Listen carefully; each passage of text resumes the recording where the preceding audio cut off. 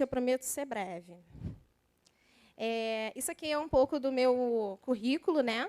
Eu sou graduada pelo Unciam, advogada desde junho de 2013, pós-graduada em Direito Processual Civil e Processo do Trabalho desde 2014, também por Direito Público e Privado pela Emerge em 2017, sou vice-presidente da OAB Jovem de Olaria, da Comissão da Pessoa com Deficiência, delegada de prerrogativas também da OAB Leopoldina, membro da Comissão da Diversidade da OAB aqui do Rio de Janeiro, advogada da Associação de Pais e Alunos do CAPES-ERG, e sou membro do BNI Champion desde junho de 2022 e sócia do escritório Lopes e Ferraz Advocacia, especialista em direito privado. E, para começar falando de direito do consumidor, a gente tem que falar sobre a relação de consumo propriamente dita. O que forma uma relação de consumo? Consumidor, fornecedor, serviço e produto. E o próprio código, que é a Lei 8.078 de 90, ela delimita isso muito bem. O artigo 2º fala que consumidor é toda pessoa física ou jurídica que adquire e utiliza um produto como destinatário final, ao passo que o artigo 3º delimita sobre o fornecedor de produtos e serviços. Também pode ser pessoa física ou jurídica, que comercializa ou presta um serviço ou um produto. Lembrando, né, que o consumidor ele também pode ser equiparado ou também sofrer um acidente de consumo, aquele que não estava propriamente dito na relação de consumo. O produto ele é qualquer bem móvel e imóvel, material e imaterial. E serviço é atividade fornecida no mercado de consumo mediante remuneração. E aí eu botei essas figuras porque o direito do consumidor, para mim, é a matéria mais bonita de todo o direito. Porque a gente acorda e já somos considerados consumidores. Tamanha importância do Código de Defesa do Consumidor que ele está esculpido no artigo 5º da nossa Constituição Federal. Então, nós somos, além de garantia individual, nós somos cláusula pétrea ou também parte da doutrina entende como princípio constitucional sensível. Desde o seu cafezinho que você toma, quando você levanta na cama, que a sua cama está quebrada, ou que você dormiu mal porque comprou um travesseiro e esse travesseiro gerou um problema na sua coluna, ou o café que veio com algum problema, ou o molho de tomate que veio com algum problema de rato. Né?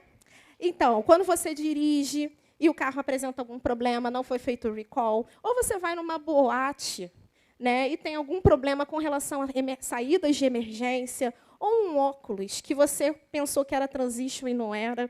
Então, tudo isso era o direito do consumidor.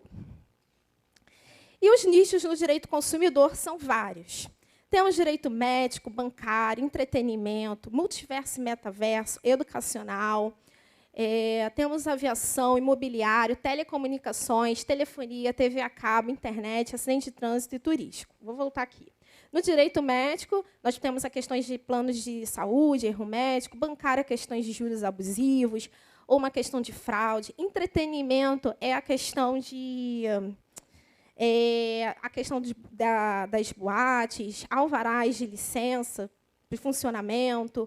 O direito multiverso e metaverso foi falado aqui, na questão de LGPD, no direito do consumidor, e entre o direito digital, o direito educacional, as cobranças por inadimplência ou expulsão de algum aluno, uma questão de diploma, aviação, atraso de voo, cancelamento de voo, imobiliário, compra e venda de imóveis, telefonia, TV a cabo, internet, pode a questão de uma cobrança indevida, ausência de algum sinal, acidente de trânsito, turístico, comprei um pacote por uma empresa e cheguei lá, era a casa de um senhor que não sabe nem o nome dessa empresa, já aconteceu. Interdisciplinariedade do direito do consumidor é que ele envolve outras matérias. Direito da pessoa com deficiência, idoso, criança, adolescente, direito da mulher, ações coletivas, fazenda pública, atuação administrativa em diversas instituições e órgãos fiscalizadores. Nós temos aqui as infrações administrativas, licenças, alvarás de funcionamento e as infrações criminais, direito penal. E aí eu falo, como eu estou fazendo uma palestra também para empresários, eu tenho que falar para vocês o que é um empresário. Lá no 966 do Código Civil, ele justifica o que é um empresário. Empresário é aquele que pratica uma atividade econômica organizada para a produção e circulação de bens e serviços, que configura os elementos de empresa. E o que é um elemento de empresa? São esses 4 itens aqui. Capital, mão de obra, insumos e tecnologias. Ou seja, Se não é uma atividade artística, científica, não é considerado empresário. Então, para ser empresário, você tem que ter todos esses requisitos, fazer o devido registro, e aí vai ter a qualidade de empresário propriamente dito. Então, como se proteger numa relação de consumo? Como eu protejo esse empresário? Através de um contrato. Pô, Cássia, isso é óbvio. A gente sabe que o contrato é a regra do jogo. O que sai combinado não sai caro. Então, o que tem que ver nesse contrato? Transparência nas informações, boa-fé, inexistência de cláusulas abusivas, consumo consciente, o conhecimento da lei, as cláusulas de proteção de dados, boa-fé e o equilíbrio negocial. Por quê? A Lei 8.078 de 90 ela foi instituída para equilibrar uma relação entre consumidor e fornecedor. Era uma balança, e aí a lei veio e equilibrou. Por quê? O fornecedor ele tem mais peso que um consumidor. O consumidor ele é tido como vulnerável. Acho que não está... Ah, desculpa. E aí, eu trago para vocês sobre vício e fato de produto na prática. Como é que funciona, na prática, o vício e fato do produto? Primeiro, Cássia, o que é esse tal de vício e fato do produto? Vício é quando um produto, um serviço que vocês adquirem, um consumidor adquire, ele apresenta um problema de qualidade ou inadequação. E o fato, ele é um problema, um acidente de consumo. Eu falo que é o problema do produto que causa sangue, entendeu? Que pode ser uma lesão à vida ou à integridade física desse consumidor. E aí, você tem um contrato, esse empresário, como eu falei, ele tem que ter um contrato formalizado, a transparência nas informações, para que, assim, ele possa prestar esse efetivo serviço adequado. Teoria da qualidade. A garantia contratual, mas garantia legal, que é a vida útil desse produto e serviço, também tem que estar adstrita nesse contrato. E as perdas da garantia, porque a gente pode encontrar um consumidor abusivo, que eu vou falar daqui a pouco. E, quando tiver algum problema, o mínimo é 30 dias para o reparo. Ultrapassado esse período, pode ser convencionado entre as partes entre 7 a 180 dias, para poder ser consertado o produto, reparado o produto ou serviço, e isso cabe à escolha do consumidor. Porque, às vezes, ele fala, não quero, eu quero restituição imediata, eu quero um abatimento no outro produto, um outro serviço, aí caberá lá o rol do artigo 18 ou do artigo 14 do Código de Defesa do Consumidor. E, quando algum empresário me procura, eu sempre falo, eles falam assim, doutora, ninguém lê o contrato. Eu tenho essa dor de cabeça, principalmente pequeno empresário. E aí eu dei a sugestão de fazer um termo de orientação. Esse termo de orientação estão as informações mais importantes na sua relação de consumo. Normalmente, o que é importante? O tempo de duração, garantia, preço, forma de pagamento e as perdas da garantia, justamente para poder assegurar essa prestação de serviço. É uma forma que eu achei e que impactou numa redução de riscos desse empresário não ter mais nenhum tipo de litígio. E aí podemos nos deparar com algum consumidor abusado. Ele abusa do direito. Por exemplo, comprei uma peça, um armário no mostruário, recebi esse armário, usei por 2 meses, depois eu vou reclamar dizendo que o armário era de mostruário, mesmo tendo ciência que eu adquiri o armário que vem de mostruário. A conduta também é contraditória. A gente chama no direito de venire contra factum próprio.